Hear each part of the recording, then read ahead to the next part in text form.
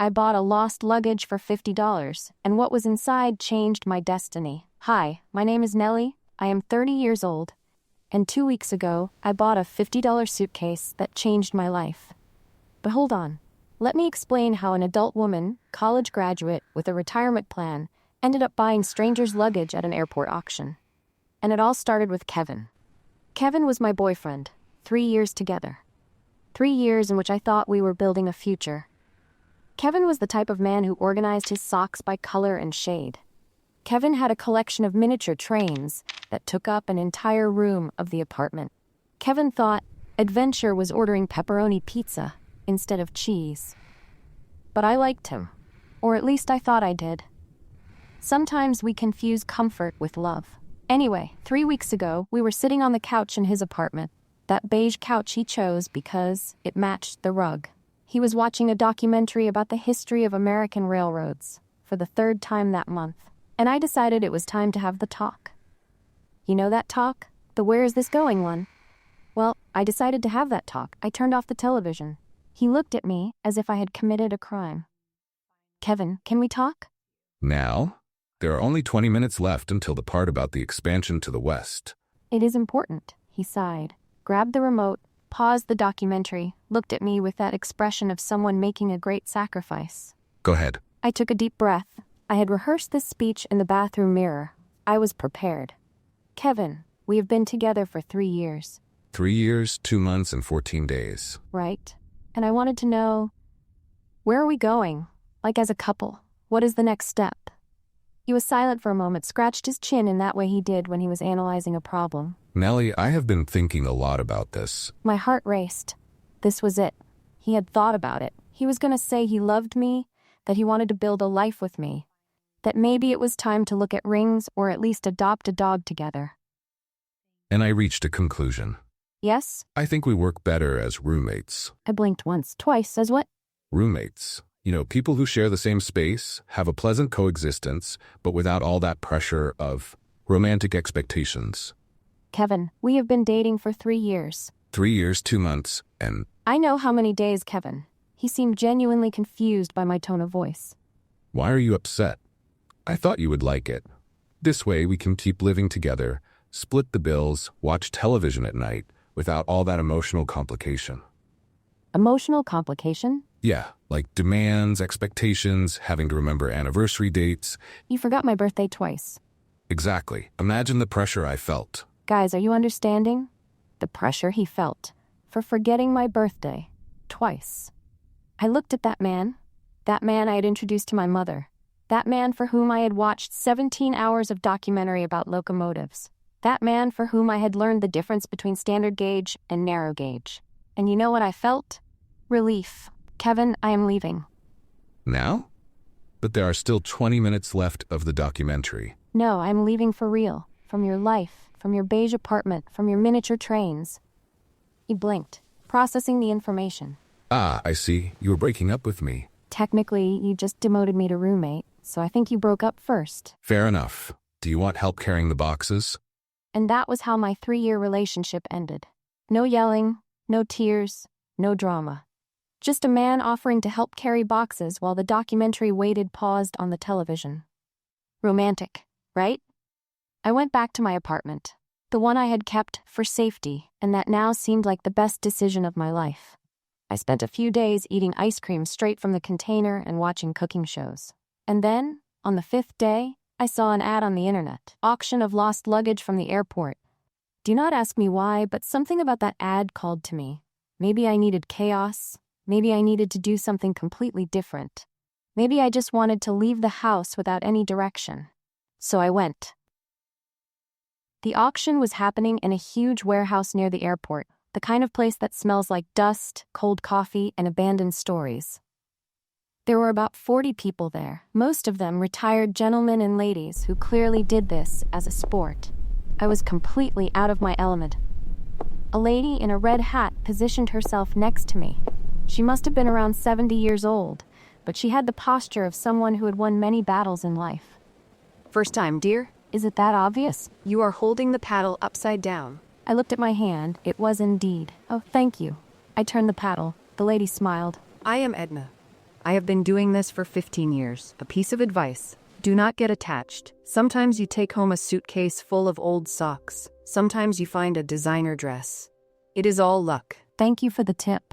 And another piece of advice. If I raise my paddle, you give up. I never lose. She said that with such a friendly smile that it took me a second to realize it was a threat. The auctioneer stepped onto the stage, a man in his 60s with an impressive mustache and a voice that seemed born to announce things. The suitcases started coming through, blue with wheels, large black one, pink with travel stickers. People raised their paddles, the auctioneer announced values, and I just watched. Then I saw it. Brown leather, golden details. Worn on the edges in a way that seemed to have history. My heart raced. Do not ask me why. Sometimes we feel a connection with things that does not make sense. Lot 247, leather suitcase, origin unknown. Who opens with $20? My hand went up. Edna looked at me from the corner of her eye. 20 to the young lady. 30? Edna raised her paddle. Without hesitation, I looked at her. She looked at me. I warned you, dear. 40, I raised my paddle. 40 to the young lady. 50? Do you really want that suitcase? I was just demoted from girlfriend to roommate by a man who loves miniature trains. I need a win today. Edna studied me for a moment. Something in her expression changed. Miniature trains? An entire room, with scenery and everything. It even had a mountain with fake snow. Edna made a face. My third husband collected stamps. When he chose a stamp from 1920 over me, I donated the entire collection to a school. And what happened? He cried for a week. Then he asked for the divorce, and I was never so happy. She lowered her paddle. The suitcase is yours, dear. You deserve it. Sold for $50. I had won. With the help of an unexpected ally and a story about donated stamps. Edna gave me a wink. I smiled back. Sometimes we find friends in the most unlikely places. I grabbed my suitcase and left feeling like I had accomplished something. I did not know exactly what, but it was something. I arrived home late in the afternoon. I placed the suitcase on the bed. I opened the latch. The smell of lavender rose gently. Inside there were winter clothes, a navy blue coat, sweaters, a gray scarf. And at the very bottom, hidden underneath everything, a leather diary.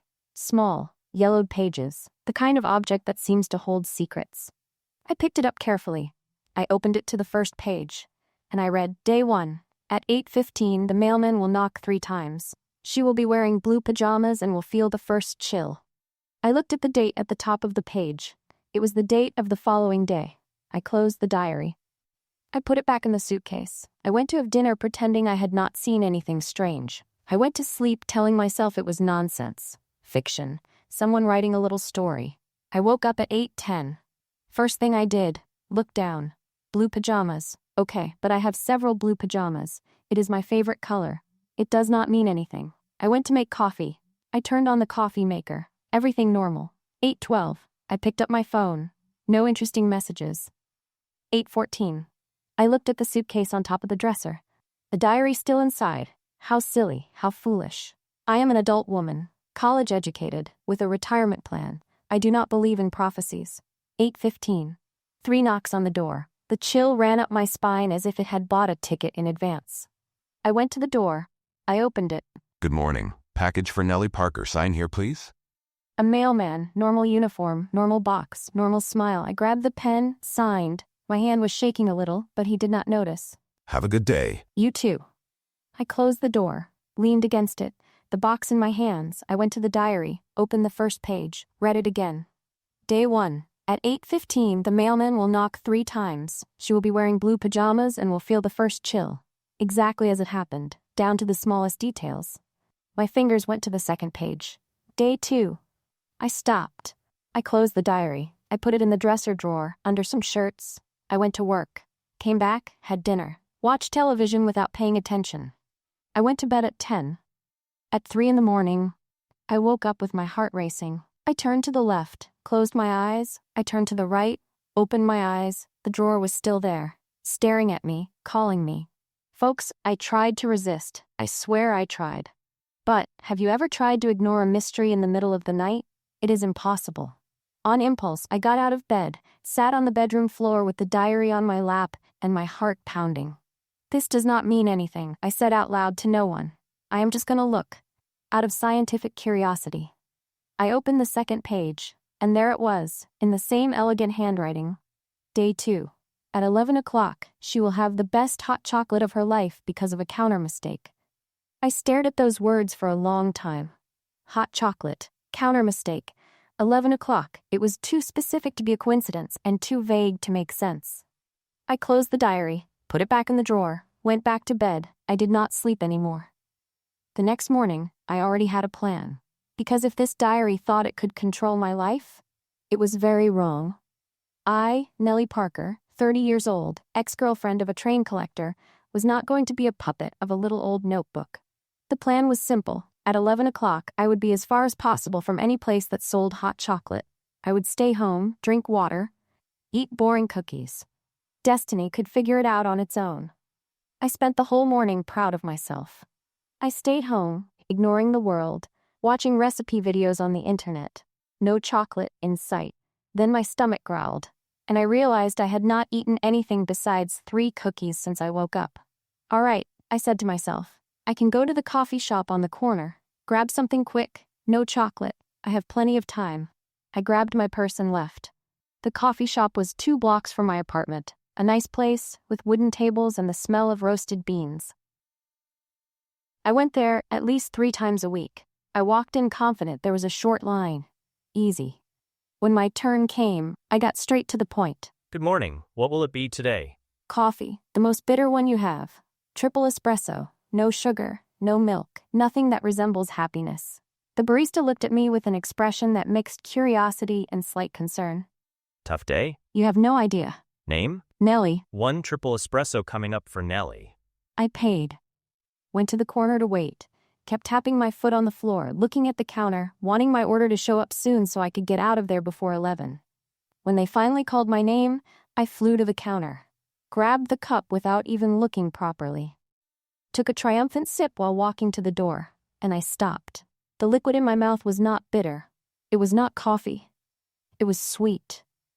Creamy. It had notes of vanilla and a touch of cinnamon that made my soul sigh against my will. It was, without a shadow of a doubt, the best hot chocolate I had ever had in my life. I stood in the middle of the coffee shop, holding the cup, trying to understand what had just happened. Oh no, miss. The barista came running up to me, with the face of someone who had just made a terrible mistake. I mixed up the orders. That chocolate was for the guy over there. Your coffee went to him. I am sorry, I can make another one. I looked to where he was pointing. There was a guy sitting at a table near the window, about my age, brown hair a bit messy, blue shirt, and an expression on his face that I can only describe as regret in human form. He was holding a cup. My cup. With my triple espresso without sugar, and he was making a face so dramatic that it looked like he was tasting pure lemon juice. Our eyes met. He raised the cup in my direction like a toast of defeat. I'm going to assume this was yours? It was supposed to be the most bitter coffee on the menu. Well, mission accomplished. I think my taste buds just quit. I am considering suing someone, but I have not decided yet if it is the coffee or fate. I should have laughed. It was funny. He was funny. The whole situation was absurd. But instead of laughing, I felt a chill, the same chill from the day before, starting at the base of my spine and rising slowly, because the diary was right. Again, down to the smallest details. Hey, are you okay? You just got a little pale all of a sudden. It looks like you saw a ghost or received your credit card bill. I am great. I lied, my voice coming out strange. Wonderful. Never been better. He looked at me with that expression of someone who does not believe anything he is hearing, but is too polite to say so. Okay, so, do you want your coffee back? I only had 1 sip. Well, 1.5 sips. Okay, maybe 2. But I swear I do not have any contagious diseases, at least not that I know of. You can keep it. I was apparently promoted to hot chocolate today. I took another sip. Against my will, my face made an expression of pleasure. Because that chocolate was really very good. Annoyingly good. Apparently, fate wanted me to go through this in your place. Maybe I did something wrong in a past life. Maybe I was a person who did not return the shopping carts at the supermarket. I choked on the chocolate. What did you say? About the shopping carts, it is a theory of mine. People who do not return shopping carts reincarnate with bad luck. It is science. No, before that, about destiny. Oh, that. It is just an expression. When random things happen and we need to blame something bigger than our own lack of luck. He was joking. It was just an expression. It did not mean anything. But my heart had not received that memo and kept beating way too fast. He must have noticed I was acting strange because he changed the subject. I am Anthony, by the way. Since we technically shared a drink, even if accidentally, I think introductions are appropriate. And also because I need to know the name of the person responsible for my extreme caffeine experience. Nelly? Nice to meet you, Nelly. And just for the record, I am normally a very friendly person, but this coffee turned me into someone who questions other people's life choices. I laughed. This time for real. Sorry about the coffee. Forgiven. But only because this chocolate seems to be making you happy, and I am a generous person who puts other people's happiness above my own drama. He was smiling, an easy, natural smile from someone who was not trying to impress anyone, just being himself. And just for a second, I forgot about the diary, the prophecies, everything. Then my phone rang. Message from work. Meeting in 20 minutes. I need to go, I said, already getting up. But it was nice meeting you, even under the strange circumstances. Likewise. And hey, if destiny keeps switching our orders, maybe we will bump into each other again. Although next time I will smell the drink before drinking it. Lesson learned. I left the coffee shop with a smile on my face, but as I walked home, the smile started to fade, because I was absolutely certain I was going to meet that guy again. The diary had already shown me it knew things, and when I got home that night, after work, after dinner, after pretending everything was normal, I lay in bed staring at the ceiling. Two prophecies that came true exactly as they were written. The mailman, the hot chocolate, the counter mix-up, and now a friendly stranger named Anthony who made jokes about destiny without knowing I was having an existential crisis because of a mysterious diary. Guys, you are not going to believe this. I slept through the whole night, without waking up at 3 a.m, without staring at the ceiling, without mentally fighting with a drawer. I simply passed out and woke up with the alarm going off like a normal person. I almost did not recognize myself. I got up, made coffee, took a shower, and only after being completely ready for the day, with clothes and everything, I went to the drawer. This time without drama, without resistance, without pretending I was not going to look. I had already accepted it. I was going to look. Every day I was going to look. It was easier to admit that than to pretend I had any self-control. I opened the diary on the 3rd page. Day 3. At 2:32 in the afternoon, she will trip on the same step 3 times. On the 3rd time, she will understand. I read it again. Trip, 3 times, on the same step. And on the 3rd time, she will understand. Understand what? The diary was getting more mysterious than those movies where the detective finds a clue that does not make sense until the end. But it was fine. If the problem was steps, the solution was simple. I was going to avoid stairs all day. Easy. I left home at 9 a.m, determined. I took the elevator down from my building. I walked on the flat sidewalk. Everything going perfectly well. Until I arrived at the bus stop. The bus that arrived was one of those double-decker ones. You know, those tourist ones that have an internal staircase to the upper floor? The lower floor was packed. There were only seats upstairs. The driver looked at me waiting. Are you going up or not, lady? I have a schedule to keep. I will wait for the next one. The next one comes in 40 minutes. 40 minutes. In the sun. Waiting for a bus. Because I was afraid of a staircase. My life had come to this point. I will take a rideshare, I said, leaving the line. The driver closed the door with a face that clearly said, "This city is full of crazy people." I ordered a car on my phone. I got to work without incidents. Victory number 1. At lunchtime, my coworker invited me to go to a new restaurant that had opened across the street. Nelly, you need to try the lasagna there. It is delicious. It is on the 2nd floor, has a beautiful view of the city. 2nd floor? Yeah, there's a super charming staircase at the entrance. All marble. Staircase. Marble. On the way to the restaurant. You know, I feel like eating something else today. How about that place on the ground floor? The one that sells sandwiches? My coworker looked at me as if I had suggested eating cardboard. You want to trade artisan lasagna for a vending machine sandwich? I am going through a phase of appreciating the simple things in life. She did not seem convinced, but ended up accepting. Victory number 2. The rest of the day was a series of increasingly creative detours. I went up for a meeting on the 5th floor using only the elevator. I walked around an entire block to avoid a 3-step staircase at a store entrance. I refused to participate in a team-building activity that involved going up and down bleachers. My boss gave me a strange look when I said I had knee sensitivity, but I do not care. I was winning. By 2 in the afternoon, I was already feeling invincible. I had avoided every staircase, every step, every suspicious elevation in the entire city. I left the office to get some fresh air. There was a little plaza 2 blocks away, completely flat. No stairs, no danger. I sat on a bench, enjoying the sun, feeling the breeze on my face. The plaza was peaceful. Birds singing, children playing in the distance. Peace. I looked at my watch. 2:20. 12 minutes. I just needed to stay there, still, for 12 more minutes, and the prophecy time would pass without any tripping. I was beating destiny. I relaxed on the bench. I closed my eyes. I took a deep breath. That was when I heard the noise. First, a pigeon. Fat. Gray, coming in my direction at a speed no pigeon should ever reach. Then, a child about 5 years old running after it with arms wide open. Come back here, little bird. I just want to pet you. Come back.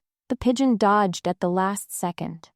Because pigeons have survival instincts, the child did not dodge. She came straight in my direction, tripped over her own feet, and crashed into my legs with the force of a small rhinoceros. My purse went flying. My coffee went flying. I almost went flying. Wallet on the ground, phone on the ground, keys in the grass. A granola bar rolling toward a squirrel that was watching the scene with interest. Tyler, what did I tell you about chasing animals?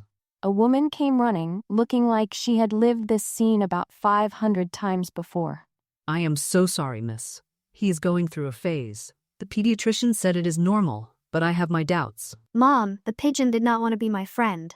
Pigeons are not friends, Tyler. Pigeons are pigeons. Do not worry, it is all fine, I said, already getting up to grab my things. Tyler, say sorry to the lady. Sorry, lady, but it was the pigeon's fault. It was not. It was not the pigeon's fault. But I was not going to argue logic with a 5-year-old child. All right, Tyler, next time try to aim better. He broke into a huge smile, as if I had given him the best tip in the world. Please, do not encourage him. Last week he tried to hug a raccoon. A raccoon? Near the trash can at the park. I almost had a heart attack. The raccoon, too. I laughed. She let out the universal sigh of all mothers of hyperactive children. They left, Tyler still looking back, searching for the pigeon that had ruined his social life. And I bent down to pick up my things. I took a step and tripped on the curb. That curb, the one separating the grass from the sidewalk. 3 centimeters high, technically a step. I did not fall, but almost. I balanced myself at the last second, with my arms spinning like helicopter blades. Phew. I bent down to pick up my wallet, and tripped on the same curb again. This time I bumped into an older gentleman who was walking by peacefully with his coffee. The cup flew out of his hand, spun in the air in slow motion, and spilled everything on his own shirt. What the? Hey, young lady, this shirt is new. Sorry, 1,000 apologies. I did not see. Let me help. I grabbed a napkin from my purse and tried to help clean it, which only made the situation worse because now the stain was spread out. No, you are spreading it. Stop helping. For the love of God, stop helping. Sorry, I will pay for the dry cleaning. I will pay for another shirt. Sorry. The gentleman left mumbling something about young people who do not watch where they walk and how back in the day people had better motor coordination. I was red, purple, all the colors of shame. From a distance, I saw Tyler pointing at me and saying something to his mother. She covered his eyes and picked up the pace. Great. Now I was a negative example for children. I bent down again, with triple caution this time, to pick up the rest of my things. And when I stood up, my foot hit the curb for the 3rd time. This time, I fell. For real, face first on the ground, in front of everyone. I stayed there, lying on the grass, staring at the sky, questioning every decision in my life. A squirrel appeared in my field of vision. It was eating my cereal bar. Enjoy, I said to the squirrel. At least one of us is having a good day, and that is when I saw it, a wallet. Old, brown leather, hidden under the bench where I was sitting before. It was not mine. It belonged to someone else. I picked it up. I opened it. It had a driver's license with a photo of an older lady with white hair and a gentle smile. And next to it, a handwritten note. If found, please call. I need this for my surgery. There was a phone number underneath. Still lying on the grass, with dirt in my hair and zero dignity, I called. Hello? I found a wallet with this number inside. Oh my God, you found it? You really found it? The voice on the other end was trembling, from emotion, not age. Yes, I found it. It was under a bench at the square. I lost it yesterday. I went back 3 times to look for it and could not find it. And without my documents, I cannot have my surgery next week. You do not know what this means to me, dear. You simply do not know. The lady was crying. On the other end of the line, a complete stranger was crying with relief because I had tripped 3 times on a curb. Do you want me to bring it to your house, or we can meet somewhere? You would do that? You are an angel, a real angel. I was not an angel. I was a 30-year-old woman lying on the grass in a square with dirt in my hair and a squirrel judging my life choices. I delivered the wallet to Mrs. Margaret an hour later, and in that moment, for the first time since I found the diary, I felt something different. It was not fear. It was not confusion. It was not the desire to fight against destiny. It was gratitude. You know that feeling that something good is about to happen? Well, the next morning, I woke up with that feeling. After helping Mrs. Margaret, I was at peace with the diary. Maybe it was not so bad after all. Maybe it was even a good thing, like a guide, a mysterious advisor, a strange friend who wrote in beautiful handwriting. With this positive thought, I went to the drawer and opened it to the 4th page. Day 4. At 1 o'clock in the afternoon, the book she is looking for at the library will be in his hands. I stared at that sentence. His who? The chocolate guy? The mailman? The gentleman with the stained shirt? The Pope? The diary had never mentioned another person like this. It was always she this, she that. Now there was a his in the middle of the story. I closed the diary. I opened it again. The sentence was still there, staring at me. Who is he? I asked the diary as if it would answer me. It did not answer. Obviously, because it was a diary, not a customer service center. All right. I did not need to go to any library. Problem solved. Simple as that. I decided I was going to spend the day on the other side of the city. Far from libraries, far from bookstores, far from any place that had books. I took a bus heading to a neighborhood I had never visited. A neighborhood that, according to the map, had no library within a 3-kilometer radius. Perfect. I sat by the window, put on my headphones, and relaxed. The day was cloudy, but nothing worrying, just some gray clouds. Light stuff. 20 minutes later, the bus made a strange noise, like a sigh, followed by a throat clearing, followed by total silence. And it stopped, in the middle of nowhere. I mean, not exactly in the middle of nowhere. It stopped right in front of a building with a huge sign on the facade. Brooklyn Community Library, free admission. You've got to be kidding me. Folks, unfortunately the bus has had a mechanical problem. We are going to have to wait for roadside assistance. Estimated wait time is 40 minutes. 40 minutes. Stuck. In front of a library. I looked at the sky, as if I could negotiate with the universe. The universe responded by opening the clouds and dumping the strongest rain I had ever seen in my life. In 2 seconds, the street turned into a river. The people on the bus started complaining. A lady opened an umbrella inside the vehicle with no logical explanation. I had 2 options. Stay on the crowded bus with a lady poking me with the tip of her umbrella, or run to the library. I ran to the library. I arrived soaking wet, dripping, looking like a cat that fell into a swimming pool. The library was small and cozy. It smelled like old paper and fresh coffee. It had dark wooden shelves and armchairs scattered around the corners. The kind of place that feels like a hug. I walked through the shelves, leaving a trail of water on the floor until I reached the poetry section. Poetry has always been my refuge. Since I was 15 years old, when I discovered that beautiful words could make us feel less alone. I scanned the spines, and then I saw it. A book with a blue cover, thin, worn at the edges, the title in golden letters that shimmered even in the dim light. It was exactly the kind of book I would look for. I reached out to grab it, and another hand touched the book at the same time. I looked to the side. It was him, Anthony, the coffee guy, the chocolate guy. The guy with traumatized taste buds. Also soaking wet. Also dripping. Also with a face that showed he did not expect to be there. You again. You again.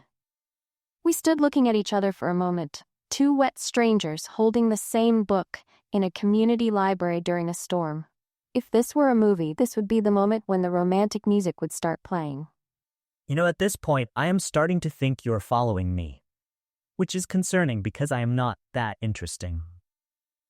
I was thinking the same thing about you. Fair enough. But for the record, I was here first. I arrived 10 minutes ago.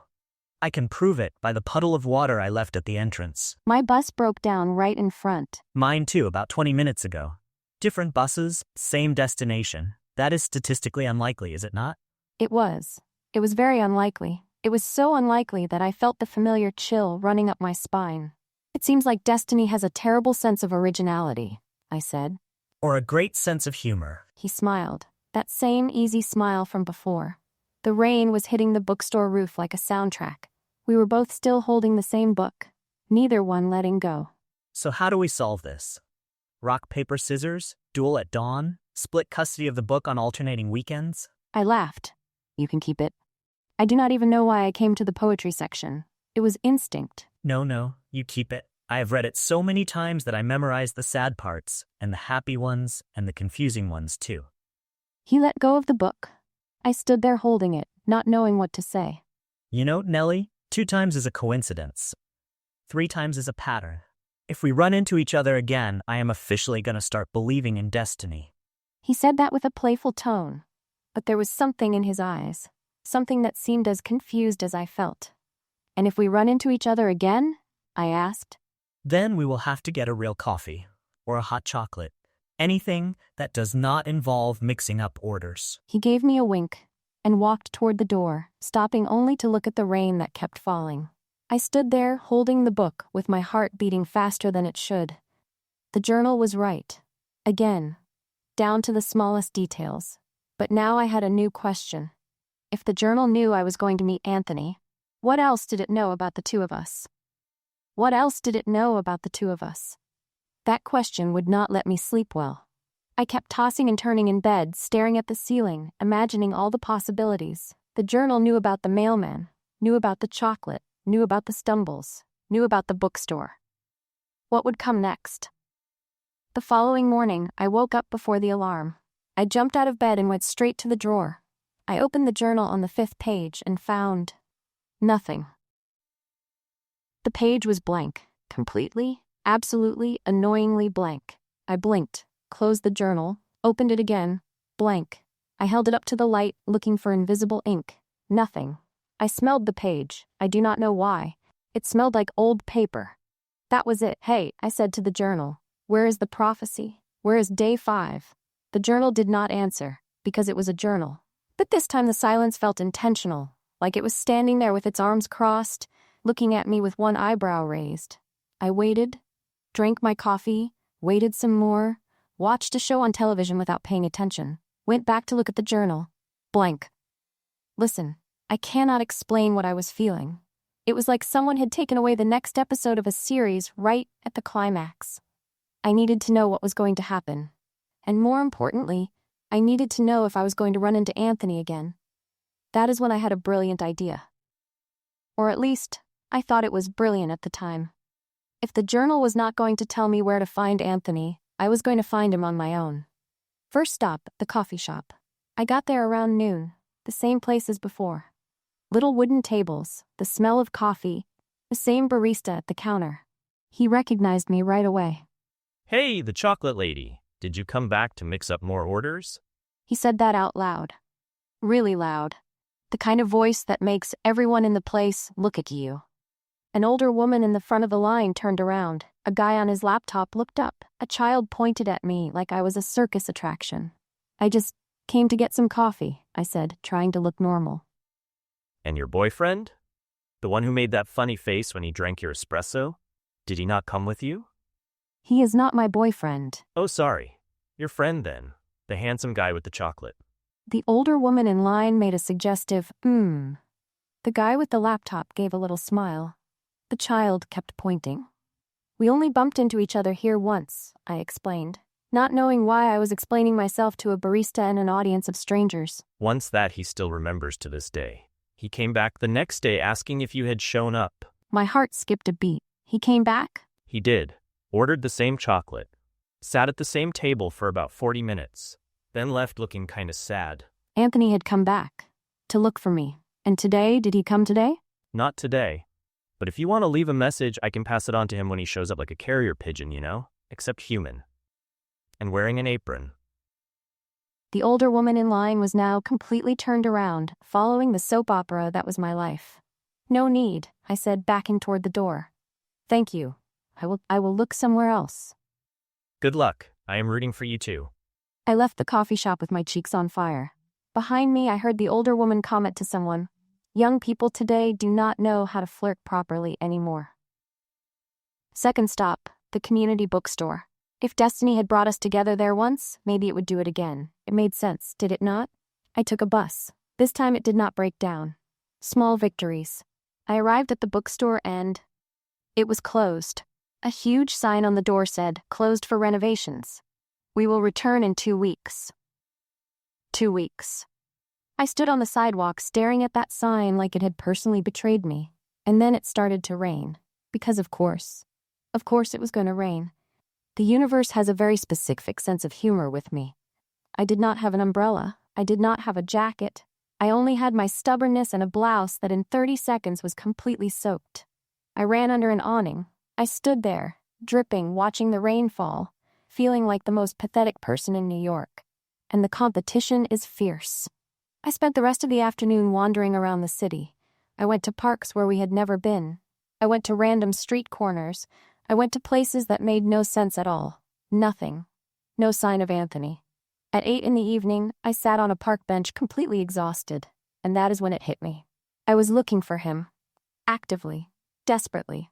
I, Nelly Parker, who had spent the past few days fighting against the journal, trying to prove that destiny did not control my life, was now running after a guy I had met twice by chance. What irony. What a joke. What a situation. I looked up at the sky. The rain had stopped, but the clouds were still there, heavy and gray. "You are laughing at me, are you not?" I asked the universe. The universe did not answer, but I could have sworn I saw a cloud move in a sarcastic way. I went home dragging my feet. I took a hot shower, put on dry pajamas, and went to the drawer one last time. I opened the journal to the 5th page, still blank, and then I understood. The journal did not need to write anything that day, because the silence had already said everything. It showed me that I did not need prophecies to chase after someone. I did that on my own. The journal was blank, but my heart apparently had already written something in it. After discovering that my heart had written things without my permission, I spent the entire night thinking about Anthony. The next morning, I woke up at 6 and ran to the drawer. I opened the diary to the 6th page, and there it was. Day 6. They will share a yellow umbrella. I stared at the diary. The diary stared back at me. I mean, it does not have eyes, but you get it. Yellow umbrella? Seriously? Seriously? Are you putting me in a cheesy afternoon movie? The diary did not answer. Of all the colors in the rainbow, you chose yellow. Could it not be gray? Black? Transparent? No, it had to be yellow. The most attention-grabbing color in the universe. The color of taxis and bananas and warning signs. I closed the diary harder than necessary. Fine. You want to play? Let us play. I grabbed my bag and left the house with a mission, to buy the biggest black umbrella that existed on the face of the earth. I walked into the department store like I was walking into battle. I went straight to the umbrella section. A saleswoman appeared out of nowhere, smiling as if she had had too much coffee. "Good morning. Can I help you find something? What is the biggest umbrella you have?" "The biggest? Well, we have some compact ones that are very practical. They fit in your purse. And no, I want the opposite of practical. I want something that looks like a circus tent. Something that when I open it, people think, wow, this woman is expecting a biblical flood." The saleswoman blinked 3 times in a row. "We have a family model. It fits 4 people. It is kind of exaggerated. Perfect, but only if it is black. We have black, navy blue, and yellow. If you say yellow one more time, I'm going to cry right here in the middle of the store." "Black then. I will get the latter." 5 minutes later, I left the store carrying an umbrella the size of a satellite. If NASA needed equipment, I could lend them mine. Good luck with whatever is going on. Thank you. I am going to need it. The rest of the morning was a military operation. Code name: avoid everything that is yellow. Yellow taxi, crossed the street. Banana stand, went around the block. Bouquet of sunflowers, pretended I was on my phone and changed sidewalks. Everything was going well until I saw a child dressed as a bee coming my way. A bee. Yellow and black, with little antennas bouncing. I froze. The bee child kept coming. I crossed the street so fast I almost got hit by a bicycle. Excuse me? Is there a problem with my daughter? None. Beautiful costume. I just remembered I have an appointment on the other side. Bye. I left practically running. I heard the mother tell her daughter, "Do not worry, honey. Some people are strange." Me? Strange? I was being strategic. There is a difference. Around 3 in the afternoon, the sky darkened, clouds forming, wind picking up. Showtime. I said to my giant umbrella. I opened it with pride. It was glorious. I looked like a queen of the rain, a goddess of dry weather. The gust of wind came without warning. My umbrella flipped inside out with a sound that was like a cat being stepped on. No, no, no, no. I tried to pull it back. The wind pulled harder. It was like a tug of war with the universe, and the universe was winning. The umbrella slipped from my hands and flew down the street as if it had an urgent appointment on the other side of the city. Come back here, you traitor. I took off running after it, in the rain, in heels. A decision I regretted immediately. Hey, watch out. Sorry, umbrella emergency. Miss, your umbrella is attacking that trash can. The umbrella had hit a pole, ricocheted off a stop sign, and was now tangled in a trash can, completely destroyed. I stood in the rain, staring at the wreckage. You abandoned me. After everything we went through together, 5 minutes of friendship, and you do this to me. The trash can did not respond, neither did the umbrella. An elderly woman, about 80 years old, appeared by my side. Perfect white hair, a smile like a grandmother from a commercial. Dear, you look like you are having a difficult day. I was talking to a trash can. I think difficult is an understatement. Here, you can have mine. I have already arrived where I needed to go. She held out an umbrella, yellow. It is yellow. The most beautiful color, the color of sunshine, of hope. Of taxis, of warning signs, of bees that chase me. Dear, some things happen because they need to happen. You will understand. Understand what? That fighting against the inevitable is like trying to hold an umbrella in the wind. She winked at me, as if she knew something. Now go. Someone is waiting for you. Waiting? How do you... But she had already disappeared inside a building. Like a friendly ghost. A senior citizen fairy godmother. I stood there, holding the yellow umbrella, the rain falling all around me. All right, I said to the umbrella. Looks like we are partners now, but let me be clear, I still preferred black. The umbrella did not respond. Umbrellas are terrible conversationalists, and then I heard it. Nelly? I turned around. Anthony was about 10 feet away, completely soaked, looking like a golden retriever that fell into the pool. Anthony, what happened to you? My umbrella tried to run away. Mine too. Did yours hit anyone? An innocent trash can. Mine hit a gentleman. On the head. He was leaving a pharmacy, looking like he was already having a bad day. And then my umbrella decided to make it worse. No. Yes. He yelled for 5 minutes. Threatened to call the police. Said he was going to sue the umbrella for assault. Sue the umbrella? I tried to explain that umbrellas do not have social security numbers. He did not find it funny. I tried not to laugh. I failed miserably. You can laugh. I deserve it. I am officially on the list of a 70-year-old gentleman with blood pressure problems. I looked at the yellow umbrella in my hand. The umbrella looked back. It did not look back because it does not have eyes. But you know what I mean. Want to share? You are offering me shelter after I confessed to attacking an elderly person. It was an accident. And that gentleman seemed like he had a difficult energy. He called my umbrella a weapon of mass destruction. Then he was clearly exaggerating. Come on, get under here. I opened the yellow one. Made room. Anthony came closer. Our shoulders touched. The umbrella was small, much smaller than my destroyed circus tent. You know, this umbrella is much smaller than that monster you were carrying. You saw it? Everyone saw it. You looked like you were preparing for an apocalypse. I was preparing to avoid... You know what? Never mind. Avoid what? Yellow. You were trying to avoid a color? It makes more sense in context. I would love to hear that context. Maybe one day I will tell you. We started walking, shoulder to shoulder, the rain hitting the yellow fabric. Nelly? Yes. This is very strange, is it not? Us running into each other all the time? Statistically unlikely. You think it is a coincidence? I looked at him. He was looking at me. The rain kept falling. The umbrella kept being yellow. I do not know what I think anymore. Me neither. But you know what I do know? What? That I stopped caring whether it is a coincidence or not. He smiled. That smile that looked like an invitation. And for the first time I did not want to run. I did not want to fight. I did not want to prove anything. I just wanted to stay there.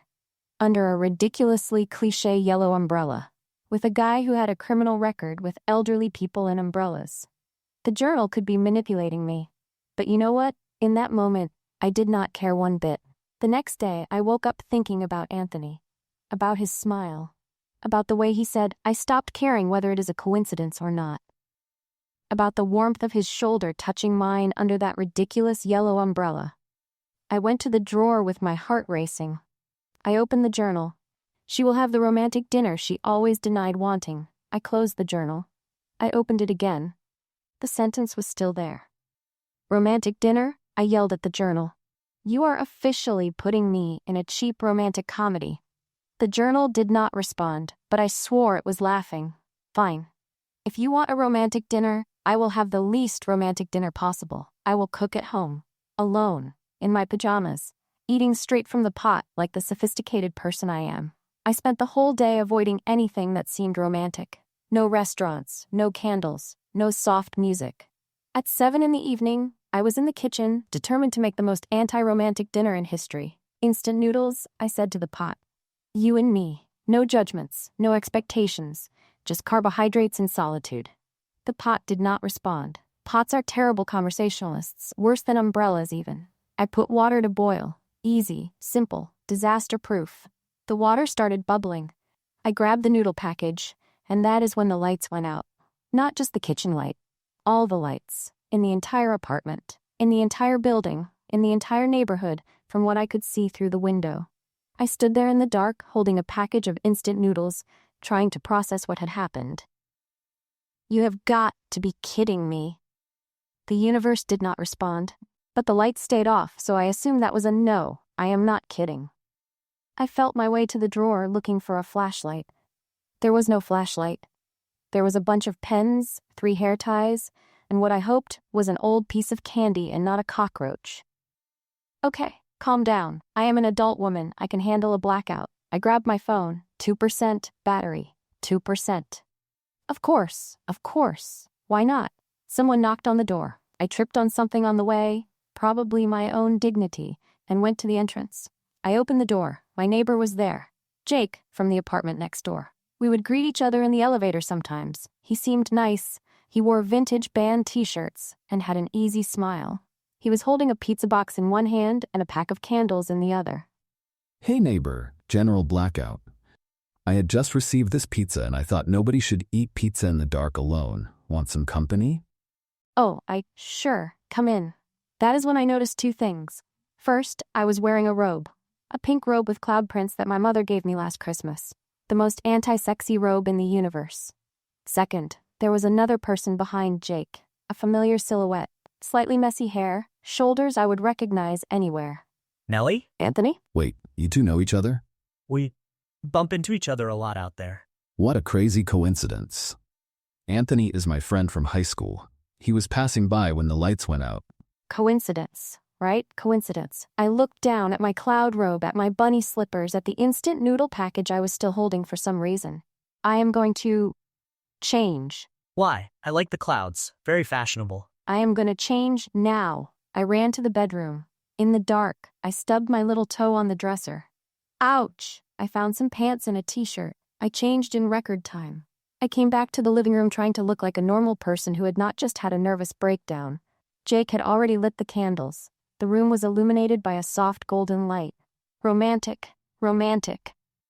Do you guys want plates? I asked, trying to ignore the fact that my apartment looked like a scene from a romantic movie. No need. Pizza is eaten with your hands. It is the law. We sat on the living room floor.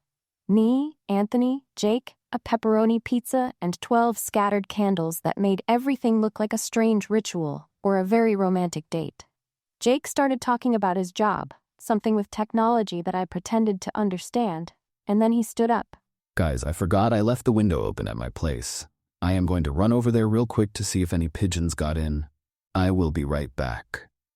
And he left, leaving me alone with Anthony in the dark with candles. So, do you always receive guests in a cloud robe? It was my armor against the universe. Clearly, it did not work. The universe is persistent. You have no idea. We stayed silent for a moment. The candlelight made shadows dance on his face. I noticed a small scar near his left eye. I had never noticed it before. How did you get that? I asked, pointing. This, a very glamorous story. I tripped on an airport staircase running to not miss a flight. And did you catch the flight? No, I got 3 stitches and missed the flight anyway. I sat at the boarding gate with a bandage on my face watching the plane take off without me. I laughed, so did he. What do you do, like for work? I asked. Graphic design, logos, visual identity, those kinds of things. It is cool. I spend the day making beautiful things and getting paid for it. Sometimes my cat sits on the keyboard and erases everything, but that is part of it. You have a cat? Waffles. He is fat, golden, and round. He looked like a waffle when I adopted him. The name kind of imposed itself. Oh my. He had a cat named Waffles. I was going to faint. You said you buy things at auctions, I remembered. Like what? Oh, practical things. Practical? A typewriter that does not work. A stamp collection from a country that no longer exists. A bicycle without wheels. A bicycle without wheels? It was cheap. But how do you use a bicycle without wheels? That is a problem for future Anthony. Present Anthony just saw a bargain. I was laughing so hard that my stomach hurt. This guy was ridiculous. Completely ridiculous. And I was enjoying every second of it. And you? What do you do when you are not running away from yellow umbrellas? I work in marketing. It is a lot less interesting than buying bicycles without wheels. I doubt it. Tell me more. And I told him. About work, about how I ended up in New York, about how I ended a 3-year relationship with a guy who called me his roommate. Wait, roommate? Roommate. After 3 years, he collected miniature trains. That explains a lot. Explains what? Why you always seem to be running away from something. The air changed. It became heavier, warmer. The candles kept flickering. I am not running anymore, I said softly. No? No, he moved closer, or I moved closer. Or gravity simply decided that the distance between us was unacceptable. Nelly. Yes? I am going to do something, and if you want to stop me, now is the time. I did not say anything. He tilted his head. I tilted mine. And when his lips touched mine, the whole world disappeared. There was no more blackout. There was no more diary. There were no more prophecies. There was only him. And me. And a kiss that seemed to have waited for this moment its entire life. When we pulled apart, the lights came back all at once, as if the universe had held its breath along with us and could finally let go. Wow. I must be really good at this if I made the lights come back. I laughed. He laughed. And in that moment I knew the diary was right from the beginning. Some dinners are romantic not because of the place or the food. They are romantic because of who is with you. I woke up the next day with the sun coming through the window and a silly smile on my face. Anthony, the kiss, the candles, I must be really good at this if I made the lights come back. I lay there for about 5 minutes just remembering, like a teenager, at 30 years old, without any shame. Then my eyes fell on the dresser drawer, the diary. The smile faded a little. I got out of bed and went to the drawer. I opened it. The diary was there, quiet, as always. Look. I said to it. I need to be honest with you. You helped me a lot. Really. You made me find Miss Margaret. You made me meet Anthony. You gave me the best kiss of my life. The diary did not respond. But I do not need you anymore. You understand? I do not want to live looking at your pages every day, waiting for instructions. I want to live my life, make my own decisions, even if they are bad decisions, even if I trip on curbs and get attacked by umbrellas. I held the diary in my hands. You are going back to your owner, whoever that may be. I grabbed my phone and sent a message to Anthony. Want to join me on a strange mission today? The response came in 30 seconds. Depends. How strange? Airport level. I am in. I will be there in 1 hour. 1 hour later, Anthony was at my door. jeans, black t-shirt, that smile that made my stomach do somersaults. So what is the mysterious mission that involves an airport? Are we running away to Paris? Because I need to let Waffles know. Nothing that dramatic. I need to return something. I showed him the diary. An old diary? Long story. I bought a suitcase at a lost luggage auction. This diary was inside. I want to return it to the lost and found department. You bought a suitcase from strangers at an auction? Do not judge me. I bought a bicycle without wheels. I am the last person who can judge anyone. I laughed. He took my hand, and we left. On the subway, he kept making theories about who the diary owner could be. Maybe it belongs to an international spy. Maybe it has secret codes hidden in the pages. Maybe we are returning classified information to the government. Or maybe it just belongs to a lady who liked to write. My theory is more fun. Your theory is from an action movie. So what? Action movies are cool. He squeezed my hand. I rested my head on his shoulder. The subway swayed. The diary was in my bag. Everything felt right. We arrived at the airport and went straight to the lost luggage department, the same place where I had bought the suitcase weeks ago. There was a small line. When it was our turn, an employee with a face that had heard every possible story looked at us without expression. Can I help you? Hi, I bought a suitcase at your auction a few weeks ago. There was a diary inside. I wanted to return it. The employee blinked. Return it? Yes, return it. To the original owner or to you, I do not know. Ma'am, items sold at the auction are the property of the buyer.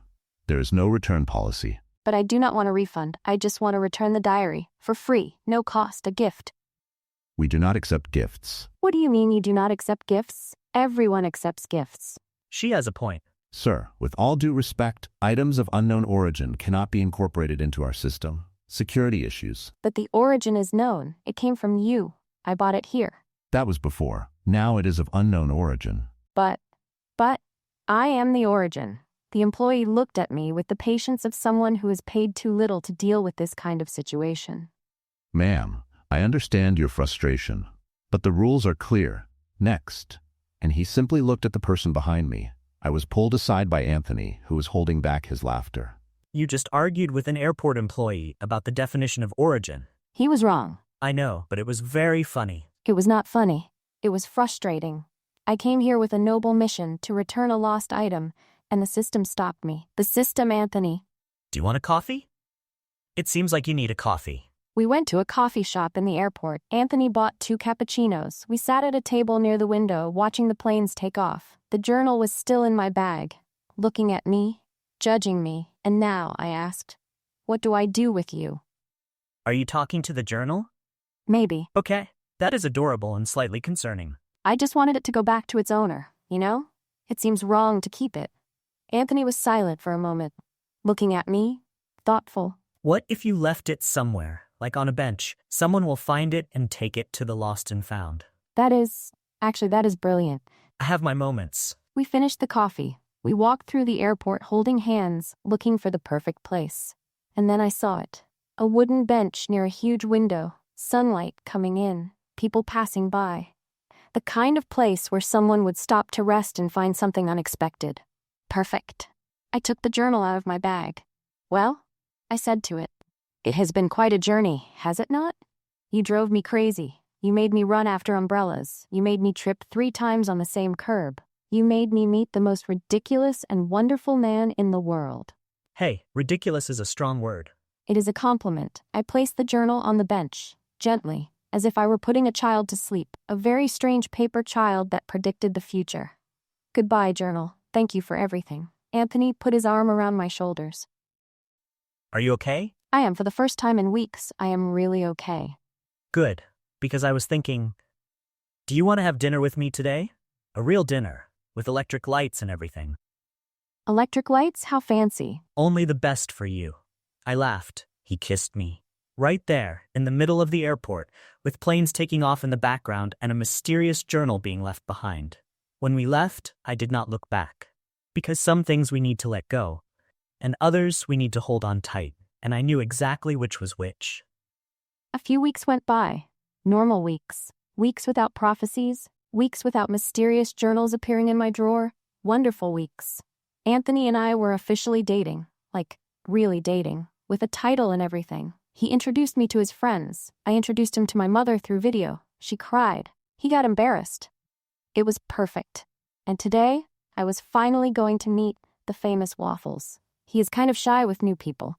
Anthony warned me as he opened the apartment door. So do not take it personally if he ignores you. I will not take it personally. We went inside. Anthony's apartment was exactly as I imagined. A bit messy, full of personality, with a bookshelf packed with books and a bicycle without wheels leaning in the corner. The bicycle without wheels. It really existed. I almost got emotional. And then I saw him. On the couch, on a pillow that was clearly just his, was the roundest and most golden creature I had ever seen in my life. Waffles. He looked at me. I looked at him. For a moment, it was as if time had stopped. "Hi, Waffles," I said softly. "It is a pleasure to finally meet you." Waffles blinked. Slowly, as if he were evaluating me. That is good, he blinked. It means he does not hate you. And if he had not blinked? Then it would be a declaration of war. But relax, he blinked. You are friends now. I sat on the couch. Not on Waffles' pillow, obviously. I know how to respect territories. Anthony went to the kitchen. I am going to make coffee. Do you want cappuccino or espresso? Cappuccino. Please. I was left alone in the living room with Waffles, who kept staring at me as if I were a puzzle he needed to solve. So I said to the cat, "Your owner is pretty nice, kind of crazy, but nice. You did a good job choosing him." Waffles did not respond, because he was a cat. You know, a few weeks ago I had a journal that also did not respond when I talked to it. I think I have a pattern. Waffles yawned. Apparently my story was not interesting enough. "Everyone is a critic," I muttered. I looked out the window. The sun was coming in, golden and warm. The smell of coffee was coming from the kitchen. Waffles was grooming himself, completely indifferent to my existence. It was perfect. Everything was perfect. And then it happened. I looked at the empty cup on the coffee table. And out of nowhere, without warning, an image appeared in my head. Anthony leaving the kitchen. 2 cups in his hands. Waffles getting off the couch. Crossing in front of him. Anthony tripping, coffee flying, white shirt stained. The image was clear. Sharp. Real. I froze. No. This is not happening, I whispered. This is not happening. The journal was no longer with me. I had left it at the airport, on a bench, weeks ago. So how? Why? What? Coffee is ready. I looked at the kitchen in slow motion. Anthony appeared at the door, 2 cups in his hands, smile on his face. Waffles got off the couch. "Anthony, watch out for the..." Too late. Waffles crossed in front of him. Anthony tripped. The cups flew. The coffee landed on his white shirt like it had marked a target. What the Waffles? Waffles sat on the floor and started licking himself, completely indifferent to the chaos he had caused. I could not move. I could not speak. I could not breathe. It had happened, exactly as I saw it, down to the smallest details. Nelly, are you okay? You got pale all of a sudden. Hey. Calm down. It was just a little coffee. I have other shirts. He came to me, sat beside me, held my hand. Seriously, what happened? You look like you saw a ghost. I looked at him, at that worried face, at that coffee-stained shirt, at Waffles, who was now trying to climb on the couch again as if nothing had happened, and I understood. The diary was never the source. The diary was the teacher. It showed up in my life when I needed it. It guided me. It showed me things. It made me find Miss Margaret, the yellow umbrella, the book at the bookstore. It made me find Anthony. And at some point, without me realizing it, it passed the torch. The gift was not from the diary. The gift was mine. It was always mine. It was just dormant, waiting to be awakened. "Nelly?" Anthony was still looking at me, worried. "I am okay," I said, and this time it was true. I just had a strange moment. Strange moment like what? I looked at him, at those eyes looking at me with so much concern, so much tenderness. One day I would tell him.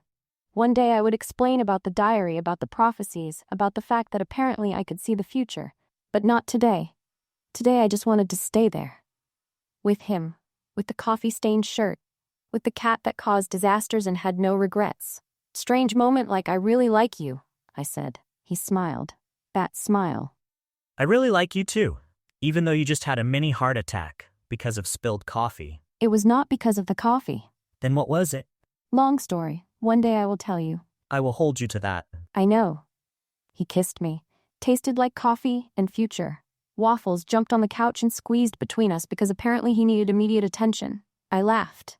Anthony laughed. Waffles ignored us and started purring. And there, in that messy apartment, with a round cat, a boyfriend with a stained shirt, and a gift I still did not fully understand, I realized something. I did not need answers. I did not need to understand everything. I did not need a diary telling me what to do. I just needed to live. And maybe, just maybe, trust that the future would work itself out. Even though now I could see it coming. I looked at Waffles. You knew all of this, did you not? I whispered. Waffles blinked slowly, and I swore that he was smiling. And what about you? Have you ever had a hunch that came true exactly like in my story? My visions led me to Anthony. But what about yours? Where or to whom did they lead you? I really want to read those stories in the comments. And hey, if you enjoyed Nelly's journey, subscribe to this channel. Who knows, maybe destiny brought you to this video for a special reason.